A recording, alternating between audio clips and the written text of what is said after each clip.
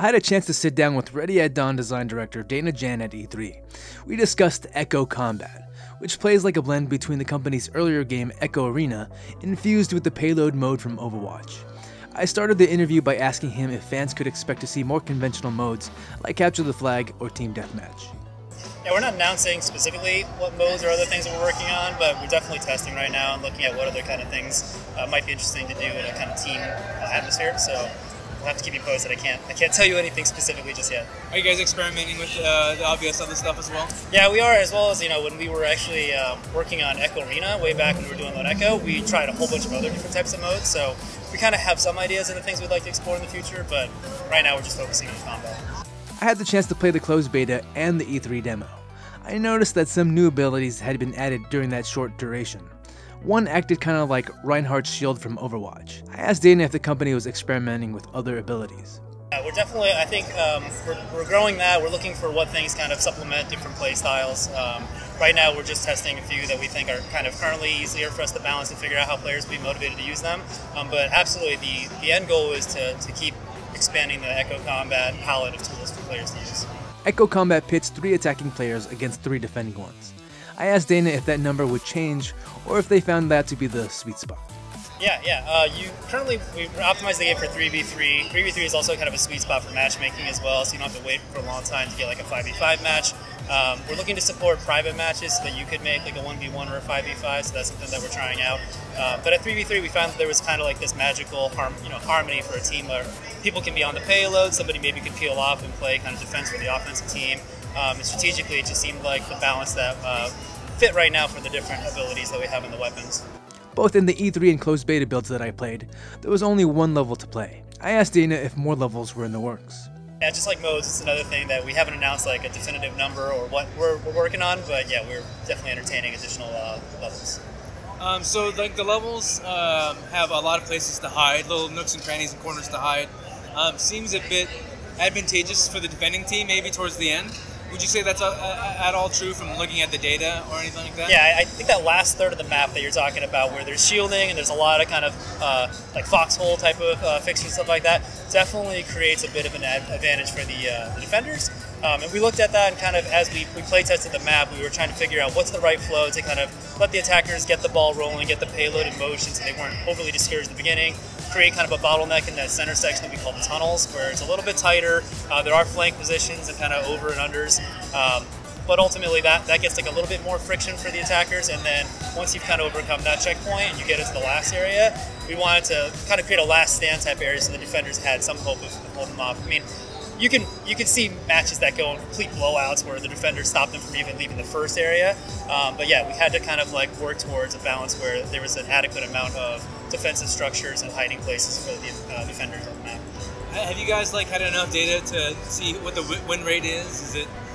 I mean, we have some data on that, and honestly, until we get it out in the wild, we're gonna probably not have all the data. So we just keep adjusting it. It's a work in progress all the time. Every time that we see something that we look at, we can say it's trending this way or that way. We try to kind of put our heads together and figure out what do we want to do about that. And it's not something where it's going to be like, hey, we finished this map and we finished the balance on the weapons and the offhand abilities and we think we're done. I think what we intend to do is to support the game long term and look at what players are doing and listen to the feedback that we get from the community, or at a competitive level even, and make adjustments. The game recently finished closed beta, and I asked Dana what him and the team had learned from the process. Certainly, there's a lot of things that we needed to get testing early on just to make sure we could have smoother rollouts. Like I mentioned earlier, matchmaking is something where we have to stress test that every time. We start with a smaller group, see like, okay, is that working out well? Does the matchmaker stall out or something like that? Or we find a lot of people who are having trouble or unable to get into matches, and we want to look for those things just so that the flow is smooth, and then start, looking at the match data, looking at, retention, who's coming back, why, and just, like I said, keep on working on trying to massage it. One unique aspect that separates Echo Combat from the company's other Echo games is that the guns propel you backwards. I personally didn't find any added motion sickness from this, but asked if that might be an added concern. Absolutely. I mean, it was a thing where we, just like everything that we do, we first kind of tested to see if it's fun, but at the same time, we're always cognizant of whether or not something is actually going to create any type of decrease in comfort. So in testing that was one of the things that was obvious, is there's going to be translation when you fire a weapon. Most people expect there to be some type of kick. And so we tried it. We did some prototyping. We kind of tested some values to see like what threshold was it where some people started to report that they felt anything possibly negative, and then try to rein it in. And you can see over the course of the different weapons, we've actually balanced them differently. Like, the Pulsar has a certain amount that's kind of smaller, but as you kind of hold into it and are firing more sequential shots, you'll continue to move faster. You inherit some more velocity from that, whereas the Comet, which has a charge-up shot, that sucker, if you're not holding on to something, kicks pretty big, just like the shotgun. The Nova also has a significant kick. So yeah, we had to play with that and look for ways that we can kind of mitigate any type of discomfort. While not everyone is immune to motion sickness playing the game, I asked Dana what the company's secret sauce was to mitigating motion sickness for most people, considering many other space VR games tend to make most people sick. We talked a lot about it. I think we've done probably a bunch of interviews and talks now where we've talked about a little bit of the kind of eureka breakthrough moment that we had with our one-to-one hand tactile movement model. We think that it comes down to the fact that you're using your hand in one-to-one space to kind of grab onto stationary objects, and as you grab a hold and move your arm, we're moving the player essentially the same amount as your arm is moving, and so your brain, your eyes think that relationship makes sense, and therefore you're not really sensing a lot of discontinuity. On top of that, we tend to never rotate the player. We don't ever impart any type of rotation on you that isn't from your own head movement, which is also, I think, a big deal. And then we try to also limit things that could impart lateral forces or G's on you, because those are things that, if you're not anticipating those, they can also cause a lot of discomfort. You see that in a lot of straight movement models. So even with our micro thrusters that we have on the wrists of the characters, if you want to move sideways, you are pointing your hands that way, and so you're aware of that. You're consciously taking the decision to do that, and so it seems like that also softens the blow because you know it's coming. Echo Combat features an unconventional payload, to say the least. So I had to ask, why the pink flamingo? That's a really funny one. So we were experimenting with a lot of different shapes for the payload early on. We ran the gamut from something that looked like an amusement park, like a ride car, all the way to like a really spindly thing where people were very exposed and you could touch on different bars and multiple players could advance it, together, but you were really out there and had no defensive strategy whatsoever. And each of those kind of had their pros and cons, and so we started talking about a form factor that we wanted to explore, but didn't have a model for it yet, so that we could play test it. And an artist on the team was working on a completely different problem with the tracks and how they illuminate and change colors depending on where they are. Like the team colors you'll see on the track illuminate on one side of the payload or the other. And she, as a joke, had just put a flamingo model, not the one that you see right now in the game, but kind of what looks like an inflatable, donut with a flamingo head on it. She just put that on there in place of the payload, and it actually had the features that we were kind of thinking of in terms of an open spot with a hole in it so that your legs can stick through it, so that you're mentally aware of the fact that your body's hanging down there, a fairly kind of, small vertical element in the front that creates some degree of shielding that you can, duck behind, but not a giant wall.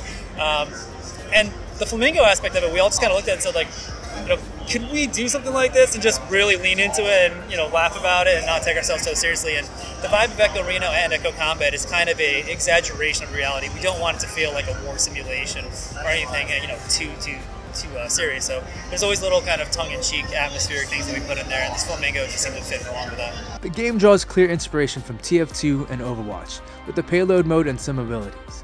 I asked Dana how much of an impact those games had on Echo Combat. Certainly we looked at those, we referenced as many games as we could that felt like we could learn something from them. Absolutely, like there's influences all over the place, all sorts of multiplayer games that we looked at for all of our Echo games. But I don't think we really kind of looked at one as a model necessarily. We kind of, we prototype what works for us, and that's the thing about VR is if something works in a 2D kind of video game, it doesn't necessarily translate exactly. I think you can look at some high-level stuff, like the idea of teams working together to move the payload is something that we found compelling. Certainly other modes that we tried when we were prototyping Echo Reno also does the same thing. But there's just different factors involved that make it kind of more compelling when you really feel present in VR. The game allows you to customize abilities to your liking, but I asked Dana if pre-made loadouts were ever in consideration. I can't remember us actually making pre-made ones. I think the intent always was from the beginning to let you have as much expressiveness with your loadout, to really let the players have something intuitive that they could go in there and say, like, this isn't working for me, I want to change and try this combination, because ultimately we think that, high-tier play, people are going to come up with combinations and strategies of both their gear and how the team works together that we couldn't have thought of, and so it just felt like pre-baking loadouts might have been too restrictive. Just out of curiosity, did you ever think about having an invisibility ability? Yep, that's one that came up for sure. And then you guys decided not to do that, or that's still maybe in the works? Something that we may still look into. I mean, there's something pretty awesome about people not knowing where you are. Like right now, if you play, like the way I like to play offensively is sometimes I'll take the Nova and I try to be invisible by picking really weird paths through the map and is it try the to. Shotgun? It is the shotgun. Right. And try to surprise people. But if I could do that like full-on Predator style in your Right. face, that would be pretty cool. Exactly. Yeah, so, yeah, definitely abilities, weapons. That's all stuff that we're still experimenting with and intend to bring more to the game as it goes on. Taking a step back, I asked Dana about the state of VR and asked if he was optimistic about the medium's future.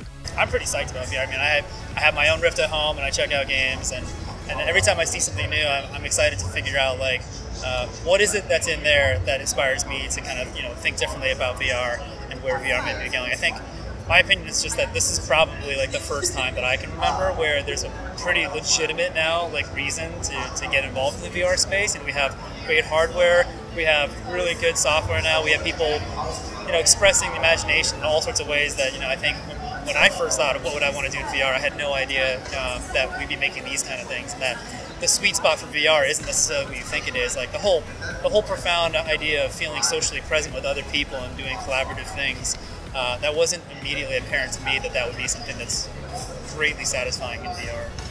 Some developers have expressed profitability concerns in the nascent VR space. Perhaps compared to many, developer Ready at Dawn has found more success than others.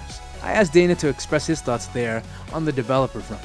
Yeah, I don't know. It's going to be something that I think each developer and publisher is going to have to figure out for themselves. It's definitely small now, right? It's got rapid growth, and that's what we want to keep seeing. And I think it's kind of a chicken or egg. If people don't make the hardware and people don't make the software, there's there's going to be no one who's interested in buying it, either way. So I think some of us are going to have to take some risks, and I think we've been very fortunate so far that some of our risks have paid off. I just can't wait to see other developers who are maybe on the fence right now getting into it as well and finding out what can their teams do with it, because I think they'd surprise themselves as well as everybody else. With this essentially being the third VR title that Ready at Dawn has worked on, I asked Dana what the developer had learned from working in the space. Again, I think it's just not to make assumptions about what you think will and won't work or what will be fun. I think every day we get in there and we do things that kind of make us scratch our heads and go like, what? Like that's fun? Like, okay. Or you watch people play something that you put together and you see the things that you didn't anticipate because there aren't really as many established kind of conventions. There's a lot of things that when we make conventional 2D games, we can figure out like, yeah, this is kind of how we've been doing it now for 10 years, and that's kind of there's a lot of data behind what players do and what they want. And VR is new. It's kind of a new frontier, and I think that's really exciting. Finally, I had to ask about the status of the Lone Echo sequel. We don't have any updates right now, but as Jason Rubin and Oculus had announced at OC4 last year, we are working on that continued story, but we're not ready to share anything just yet. Echo Combat will go into open beta on June 21st. No official release date for the expansion has been revealed yet, but it will launch for $10. I want to thank Dana for this interview, and for all my Superstar patrons who made this video possible. If you want to see more VR Insider interviews like this, please consider contributing to the Patreon for early access videos, exclusive content, written articles, and more.